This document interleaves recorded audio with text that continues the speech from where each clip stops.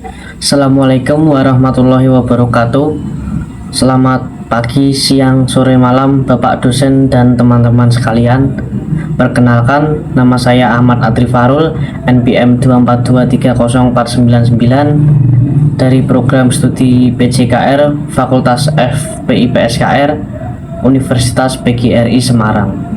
Pada kesempatan ini, saya akan mempresentasikan laporan ilmiah saya untuk mata kuliah Sosiologi Olahraga di bawah bimbingan Bapak Muhammad Khairul Iksan, SOR MPD. Judul laporan saya adalah Analisis Stratifikasi Sosial dalam Olahraga, Kesenjangan Akses Fasilitas Olahraga berdasarkan kelas sosial di Kota Semarang. Sebelum masuk ke isi, izinkan saya menjelaskan alur pembahasan presentasi ini secara singkat. Presentasi ini dibagi menjadi 6 bagian utama. Yang pertama, latar belakang, yaitu mengapa kita perlu mempertanyakan netralitas olahraga dari sudut pandang kelas sosial. Yang kedua, tinjauan teori, di mana saya akan menggunakan 3 lensa sosiologis utama, yaitu Karl Marx, Max Weber, dan Pierre Bourdieu. Yang ketiga, deskripsi fenomena, melihat kondisi yang benar-benar terjadi di lapangan, khususnya di Kota Semarang. Yang keempat, analisis sosiologi, membahas fenomena tersebut dari 4 sudut pandang teoritis. Yang kelima, dampak sosial dan data, memperlihatkan konsekuensi nyata dari kesenjangan akses ini didukung data. Dan yang keenam, solusi dan kesimpulan, yang berisi rekomendasi konkret serta penutup laporan. Kita sering mendengar bahwa olahraga adalah bahasa universal yang melampaui batas sosial, bahwa di lapangan semua orang sama. Tapi benarkah demikian? Seperti yang dikutip oleh Cokley pada tahun 2015, siapa yang bisa main di mana, dengan fasilitas apa, dan didampingi pelatih seperti apa, semuanya ditentukan oleh posisi seseorang dalam hierarki sosial. Kalau kita melihat kenyataan di sekitar kita, kutipan itu sangat relevan. Kelas atas punya akses ke gym berpendingin, kolam renang privat, pelatih profesional, sementara kelas bawah bermain di mana ada ruang di gang, di lahan kosong, di trotoar. Di Kota Semarang sendiri, perbedaan ini sangat mencolok. Kawasan seperti Banyumanik dan Tembalang memiliki infrastruktur olahraga yang lengkap. Sebaliknya, kawasan seperti Genuk, Tugu, dan Ngalian, ruang terbuka masih sangat langka. Ini bukan sekedar soal siapa yang lebih rajin berolahraga, ini menyangkut kesehatan, mobilitas sosial, dan kualitas hidup secara menyeluruh. Dan inilah pertanyaan besar yang mendorong saya menulis laporan ini. Apakah olahraga di Semarang justru mempertebal stratifikasi yang sudah ada, ataukah ruang yang dimana olahraga bekerja sebaliknya? Berdasarkan latar belakang tadi, saya merumuskan 2 pertanyaan penelitian utama. Yang pertama, seperti apa wujud nyata kesenjangan akses fasilitas olahraga antar kelas sosial di Kota Semarang? Yang kedua, bagaimana teori stratifikasi sosial menjelaskan pola ketimpangan tersebut? Dari 2 rumusan masalah itu, analisis ini memiliki 4 tujuan. 1. Memetakan bentuk nyata kesenjangan akses fasilitas olahraga antar kelas sosial. Yang kedua, menerapkan teori stratifikasi sosial untuk menjelaskan pola ketimpangan yang ditemukan. Yang ketiga, mengidentifikasi faktor-faktor struktural yang mendorong dan melenggangkan kesenjangan itu. Dan yang keempat, merumuskan rekomendasi konkret untuk mendorong akses yang lebih merata. Jadi, laporan ini tidak berhenti di tataran deskripsi, tapi juga berambisi untuk mengusulkan solusi yang diterapkan. Untuk menganalisis fenomena ini secara sosiologis, saya menggunakan 3 perspektif teori utama. Yang pertama adalah Karl Marx dengan teori kelasnya. Marx melihat masyarakat sebagai arena pertentangan antara 2 kelompok besar, bourgeois, yaitu pemilik alat produksi, dan proletariat, yaitu kelas pekerja. Konflik antara Kedua kelas inilah yang menjelaskan sebagian besar ketidaksetaraan dalam masyarakat. Dalam konteks olahraga, akses yang timpang adalah hasil langsung dari struktur kelas yang eksploitatif. Yang kedua adalah Max Weber dengan konsep 3 dimensi stratifikasi. Weber tidak puas dengan penjelasan Marx yang hanya bertumpu pada ekonomi. Ia menambahkan 2 dimensi lain, status yaitu prestise atau kehormatan sosial, dan partal yaitu kekuasaan politik. Ketiganya bergerak secara independen. Seseorang bisa kaya tapi tidak dihormati atau sebaliknya. Weber mengajarkan kita bahwa stratifikasi jauh lebih berlapis dari Marx bayangkan. Yang ketiga adalah Pierre Bourdieu dengan konsep modal dan habitus. Bourdieu memperkenalkan 4 jenis modal: ekonomi, budaya, sosial, dan simbolik. Selain itu, ia memperkenalkan habitus yang disposisi atau cara pandang yang berbentuk dari pengalaman hidup seseorang di kelas tertentu dan terasa alami, padahal sebenarnya dibentuk oleh kondisi sosial. Bourdieu mengajarkan bahwa pilihan olahraga seseorang bukan sekedar selera. Ia mereproduksi dan memperkuat batas kelas sosial. Ketiga teori ini akan menjadi kacamata kita membaca fenomena di Semarang. Sekarang mari kita lihat bagaimana stratifikasi sosial itu nyata terwujud dalam dunia olahraga. Di satu sisi, kelas bawah menghadapi berbagai hambatan struktural yang membuat olahraga terasa seperti kemewahan. Waktu mereka habis untuk jam kerja yang panjang. Yang kedua, biaya fasilitas dan perlengkapan olahraga tidak terjangkau. Lokasi fasilitas yang seringkali jauh dari tempat tinggal mereka, dan minimnya paparan terhadap olahraga yang terstruktur sejak kecil. Di sisi lain, kelas atas menikmati berbagai keuntungan berlapis, pilihan jenis olahraga yang jauh lebih banyak dan beragam, akses pelatih berkualitas dan fasilitas premium, modal sosial yaitu jaringan pertemanan di sesama kelas atas, dan habitus yang memandang kebugaran sebagai investasi dan gaya hidup. Perbedaan ini juga yang tercermin dalam jenis olahraga yang dipilih berdasarkan kelas sosial. Kelas atas bermain golf, polo, tenis, berkuda, dan renang di kolam privat. Kelas menengah atas memilih gym premium, yoga, pilates, dan futsal indoor. Kelas menengah cenderung ke gym lokal, badminton, lari, dan di kolam umum. Kelas bawah bermain di sepak bola jalanan, badminton di gang, atau sekedar jalan kaki. Seperti yang Bourdieu katakan pada 1978, modal ekonomi menentukan pilihan dan pilihan itu mempertebal batas kelas. Sekarang kita masuk ke data lapangan. Kondisi nyata di kota Semarang.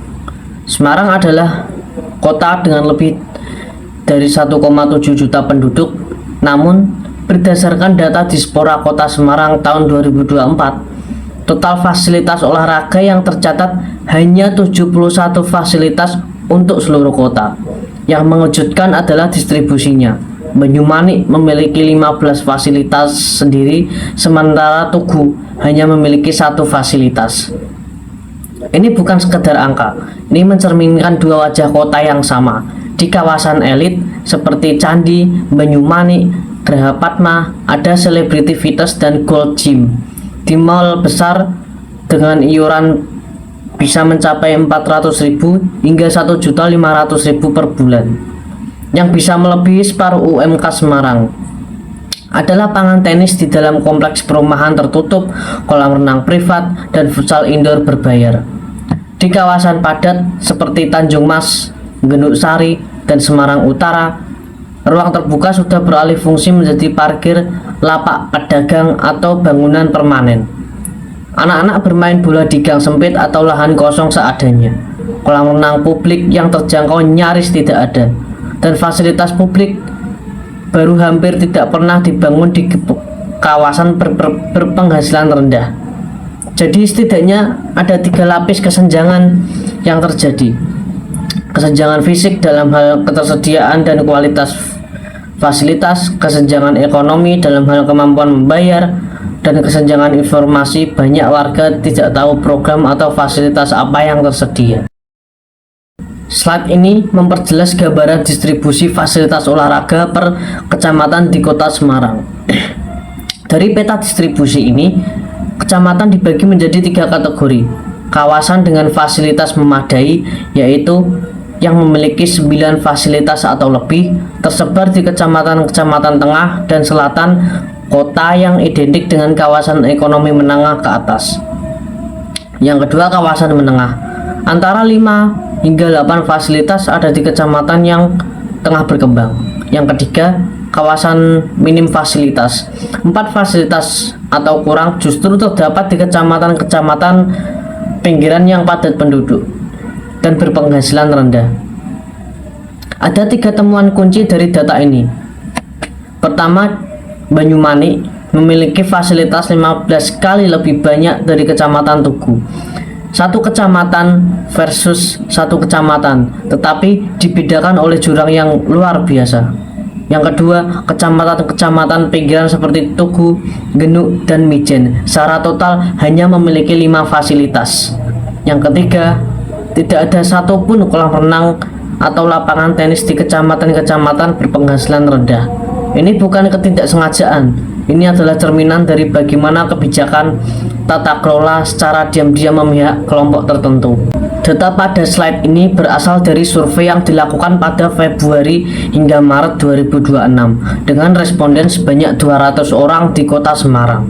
Hasilnya sangat mengejutkan. 57% dari kelompok kelas bawah menyatakan tidak aktif berolahraga. Bandingan dengan kelompok kelas atas, hanya 6% yang tidak aktif. Itu berarti ada selisih 51 poin persentase antara kelas atas dan kelas bawah dalam hal partisipasi olahraga. Angka ini penting karena ini bukan soal motivasi atau kemalasan, ini soal struktur. Ketika seseorang tidak punya waktu, tidak punya biaya, dan tidak punya fasilitas yang bisa diakses, tidak berolahraga bukanlah pilihan, melainkan konsekuensi dari posisi mereka dalam hierarki sosial. Data ini menjadi bukti empiris yang kuat bahwa kesenjangan akses memiliki dampak langsung terhadap perilaku olahraga masyarakat. Dengan temuan empiris tadi, sekarang kita analisis menggunakan 4 sudut pandang teoritis. Dari perspektif Marxian, ketimpangan akses olahraga bukan sebuah kebetulan atau anomali. Ini adalah bagian inheren dari ketidaksetaraan kelas yang lebih luas dalam masyarakat. Yang lebih mengkhawatirkan, struktur ini bersifat self-reproducing. Ketimpangan hari ini diwariskan ke generasi berikutnya, merupakan bentuk siklus yang sulit diputus. Dari perspektif Bourdieu, kelas atas memiliki modal budaya dan modal sosial yang memungkinkan mereka berpartisipasi dalam olahraga tertentu. Kelas bawah memiliki habitus yang berbeda, jam kerja panjang, dan membentuk disposisi yang tidak memungkinkan olahraga formal.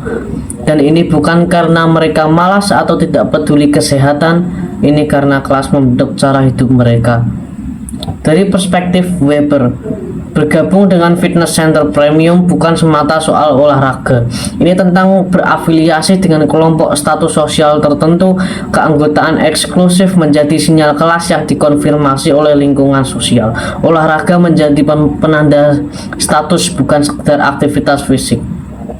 Dari perspektif teori ruang sosial, distribusi fasilitas di kota bukan keputusan yang netral. Fasilitas premium yang terkonsentrasi di kawasan elit adalah hasil dari kebijakan tata kota yang berpihak pada pemerataan. Tata kota seperti ini secara aktif memproduksi ketimpangan akses, hari demi hari, generasi demi generasi. Lalu apa konsekuensi nyata dari semua ketimpangan ini? Pertama, kesenjangan kesehatan. Ketika akses terbatas, kebugaran fisik pun rendah. Akibatnya, kelompok berpenghasilan rendah lebih rentan terkena penyakit tidak menular seperti obesitas, diabetes, hipertensi, dan penyakit jantung. Dan biaya pengobatan penyakit-penyakit ini justru semakin menambah beban ekonomi mereka. Sebuah lingkaran setan. Yang kedua, bakat terbuang. Banyak calon atlet berbakat dari keluarga kurang mampu tidak pernah mendapat ruang fasilitas latihan yang layak. Ini adalah kerugian ganda. Individu kehilangan peluang dan Indonesia kehilangan atlet yang mungkin bisa mewakili bangsa di panggung internasional. Yang ketiga, segresi sosial.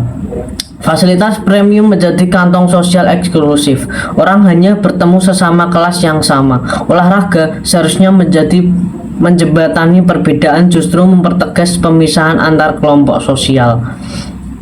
Yang keempat, ketimpangan antar generasi. Anak-anak dari kelas atas terpapar olahraga terstruktur sejak dini. Mereka membangun keunggulan fisik, disiplin, dan kepercayaan diri yang terakumulasi seiring waktu, sementara anak-anak dari kelas bawah memulai dari titik yang jauh lebih belakang. Meskipun demikian, ada juga dampak positif yang perlu diakui secara objektif. Industri olahraga premium menciptakan lapangan kerja bagi pelatih, instruktur, dan staf yang sebagian besar berasal dari kelas menengah ke bawah, dan keberadaan fasilitas olahraga berkualitas menjadikan Semarang layak menjadi tuan rumah event olahraga regional maupun nasional.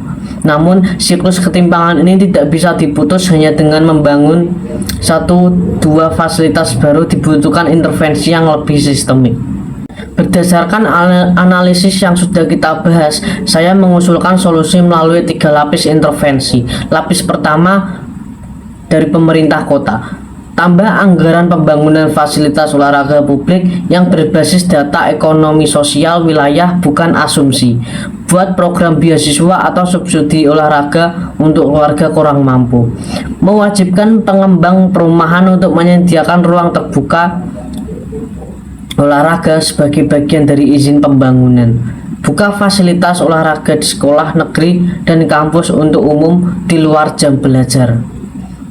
Lapisan yang kedua, organisasi dan swasta. Aktifkan program pembibitan atlet yang secara sadar menjangkau kawasan ekonomi lemah. Alokasikan sebagian lapangan fasilitas swasta untuk akses gratis atau bersubsidi melalui program CSR. Perguruan tinggi olahraga seperti UPGRIS bisa berperan dalam riset, advokasi, dan pendampingan komunitas. Lapis ketiga yaitu masyarakat. Bangun komunitas olahraga berbasis lingkungan di gang, taman kecil, atau halaman sekolah. Tanamkan kesadaran bahwa akses olahraga adalah bagian dari hak atau kesehatan, bukan kemewahan. Masyarakat sipil terlibat aktif dalam advokasi kebijakan olahraga yang berkeadilan. Perubahan nyata membutuhkan semua pihak bergerak secara bersama-sama. Setelah melalui seluruh pembahasan ini, ada 4 poin kesimpulan utama yang ingin saya garis bawahi. 1. Kesenjangan itu nyata dan berlapis. Kelas atas di Semarang menikmati fasilitas olahraga yang jauh lebih lengkap. Kelas bawah bukan hanya kekurangan uang, tapi juga menghadapi keterbatasan dalam distribusi fisik, fasilitas, dan memiliki habitus yang berbeda, yang semuanya saling memperkuat. Kedua, teori stratifikasi masih sangat relevan. Marx, Bourdieu, dan Weber terbukti tetap relevan dalam membaca ketimpangan olahraga hari ini. Kesenjangan akses bukan anomali, ia adalah cermin dari ketimpangan yang lebih dalam dan terus memproduksi dirinya sendiri lintas generasi. Yang ketiga, dampaknya lebih tidak berhenti di lapangan. Kesenjangan kesehatan, bakat yang terbuang, segregasi sosial, dan ketimpangan antar generasi adalah konsekuensi yang saling mengunci. Siklus ini tidak bisa diputus hanya dengan menggunakan 1-2 lapangan baru. Yang keempat, solusi harus bersifat multi level. Pemerintah kota perlu melakukan intervensi konkret dan terstruktur. Swasta perlu menjangkau keluar dari lingkaran mereka sendiri, dan masyarakat perlu memahami bahwa akses olahraga adalah hak, bukan kemewahan yang menunggu untuk diberikan. Sebagai pelengkap kesimpulan, saya juga harus mengajukan saran spesifik untuk 4 pihak. Kepada pemerintah Kota Semarang, masukkan pemerataan fasilitas olahraga ke dalam RPJMD secara eksplisit, bukan sebagai program pelengkap, tapi sebagai prioritas dengan anggaran dan target terukur yang bisa dievaluasi. kepada Dispora Kota Semarang, bangun basis data yang komprehensif tentang distribusi fasilitas dan tingkat partisipasi olahraga berdasarkan wilayah dan kelompok sosial. Tanpa data yang akurat, perencanaan hanya berjalan dengan asumsi, dan asumsi tidak selalu mewakili realita.